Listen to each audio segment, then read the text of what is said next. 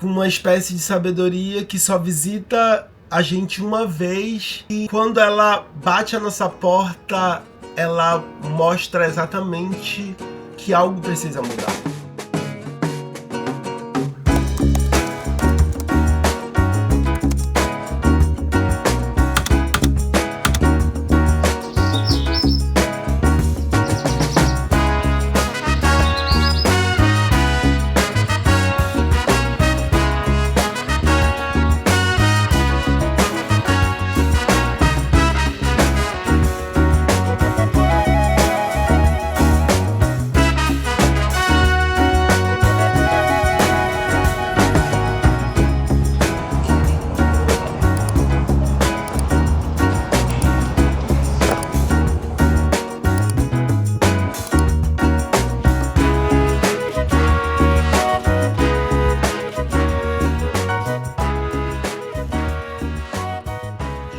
Frase do Viktor Frankl que diz o seguinte: viva como se você já estivesse vivendo pela segunda vez e como se na primeira você tivesse agido tão errado como está prestes a agir agora. A sensação que eu tive, assim, foi, assim, um completo zoom out, assim, um distanciamento, assim. Não sei de quem é essa frase, mas que é preciso sair da ilha para ver a ilha, porque acho que naquele momento eu pude observar os meus dias, as minhas escolhas, como eu tava levando as minhas horas, como eu tava me relacionando com as pessoas que estão ao meu redor. Eu tô vendo o vídeo aqui agora e eu esqueci de falar uma coisa. Um dos momentos muito marcantes, que eu acho que por isso que eu repensei na minha vida quando eu li essa frase, mas que me fez refletir, foi pelo fato de que em um local que eu trabalhei, um colega que sempre via muito estressada, assim, porque realmente era uma carga de trabalho muito pesada, era só ela e etc. Então a gente via que sobrecarregava, sabe? Até um dia que ela teve mano, foi tipo uma convulsão, um ataque epiléptico, assim. Foi horrível, assim. E era isso, assim, a vida dela podia ter acabado ali, sabe? Mas poderia ter sido comigo, poderia ter sido com qualquer outra pessoa. E ela não ia nem saber. Pelo menos foi de manhã, né? Porque não trabalhou o dia inteiro, né? Porque ia ser pior se tivesse trabalhado o dia inteiro para depois morrer. Mas aí o que eu queria falar é isso, é que às vezes a gente não toma cuidado e às vezes simplesmente acontece. E naquele momento eu acho que... Mas era como se tudo aquilo que eu tivesse vivido até aquele exato momento, eu soubesse exatamente o local que isso me levaria, sabe? Aonde isso ia dar.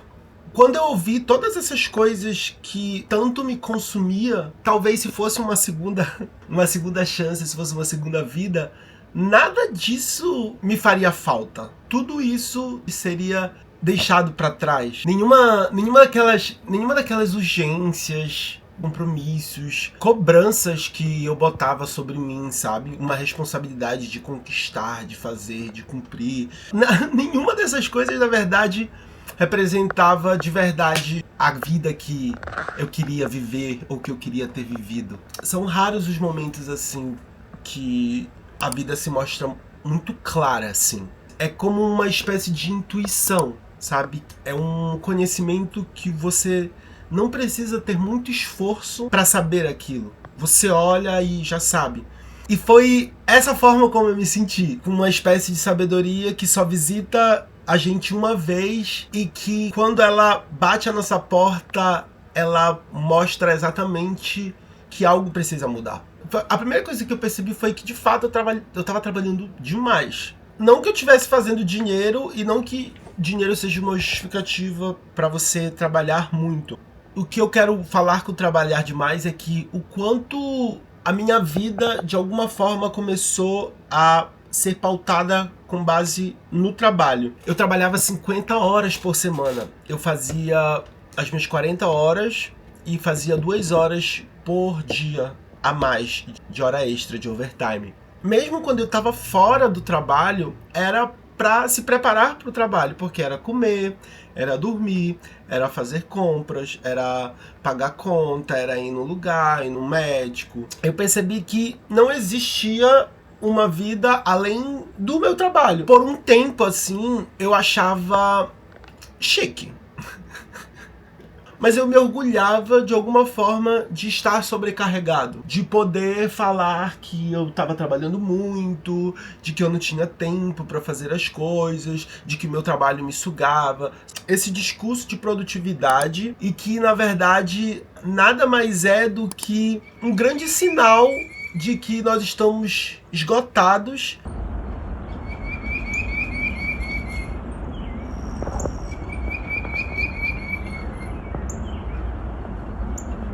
Então, eu achava bonito, assim, me ver sobrecarregado. Eu vi o meu valor naquilo, porque estar esgotado, de alguma forma, era um sinal de esforço, que eu estava correndo atrás, era um sinal de competência, que eu estava sendo útil nas coisas que eu fazia. O meu valor, de alguma forma, virou a minha performance. E quando essa minha performance falhava, era como se eu também falhasse como pessoa. Eu acabei criando dentro de mim um juiz. Eu me autocobrava e ao mesmo tempo eu me autopunia. De alguma forma eu acabei entrando tanto nessa roda da produtividade que eu não esperava que ninguém mais cobrasse de mim a minha produção. Eu mesmo cobrava essa produção. É exatamente um hamster numa jaula que se sente feliz só porque tem a própria roda para girar, não sabe que tá preso. Eu me movimentava muito, eu corria muito, mas pra onde? Pra onde eu tava indo? Qual era o sentido de tudo isso que eu tava fazendo, sabe? E aí nesse momento que eu pare, me olhe ao redor, me faça essa pergunta, eu não tinha nenhuma resposta, porque foi a constatação de que aquele caminho que eu tava exigia tudo de mim e não me dava nada de volta. Mesmo eu falando que eu nunca fui muito bom de matemática, mas a minha conta não fechava. E a gente não precisa ser bom de matemática para saber que a sua conta também não fecha. Que você também tá dando muito mais do que aquilo que você realmente merece. Seja como salário ou como vida, sabe? Como direito de gozar a vida, de se encontrar. Mas se perguntar o que eu ganho com tudo isso, eu acho que esse é o tipo de pergunta que muda tudo, porque quando você se dá essa resposta, você permite olhar a vida com aquele olhar de quem já viveu, de quem tem a experiência daquilo, talvez a experiência do arrependimento daquilo, e aí é capaz de se dar uma resposta seca, né, e falar nada, porque tem coisas que a gente sabe que mesmo sem viver pela segunda vez, não nos traz nada. Nada.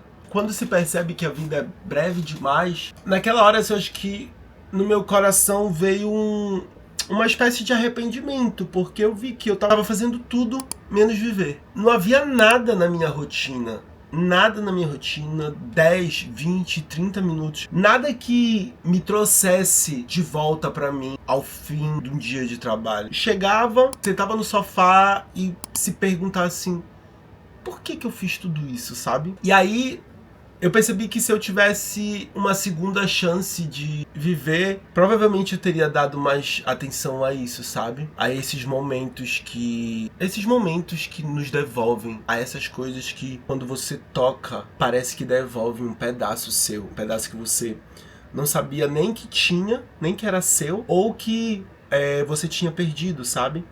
A gente sabe que existem coisas que não cobram de nós, não gritam por nós, não exigem de nós, mas que de alguma forma sempre vão estar ali, esperando pela gente. O essencial, na verdade, não é algo que se encontra, é algo que a gente reconhece nas coisas. É aquela sensação rara de estar onde se deveria estar, sabe? É aquela sensação que você olha e se diz assim, puxa, a vida devia ter mais disso. E a gente passa uma vida toda desperdiçando essas coisas, achando que em algum outro momento a gente vai ter a oportunidade de fazer isso.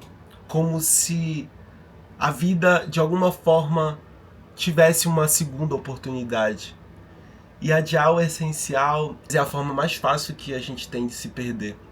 É preciso escolher. Quem vive pela segunda vez já sabe disso. Não se pode perder tempo com que não importa. Aquilo que a gente já sabe de antemão, como eu disse, com uma intuição, com uma sabedoria sem esforço. Mas a gente já sabe de antemão que não vale a pena, que é desperdício. O essencial é aquilo que te move, não é aquilo que te prende. Faz esse seguinte exercício agora. Mas o que você faria se a necessidade de sobreviver não fosse uma preocupação? Se a necessidade de se alimentar, de ter dinheiro para sustentar não fosse uma preocupação? Compartilha aqui nos comentários para eu ter um pouco de ideia o que alguém diferente de mim faria. Mas não existe uma segunda vez. Eu acho que o mais cruel dessa reflexão é justamente esse ponto final. Viver é como morrer. Dura só um instante.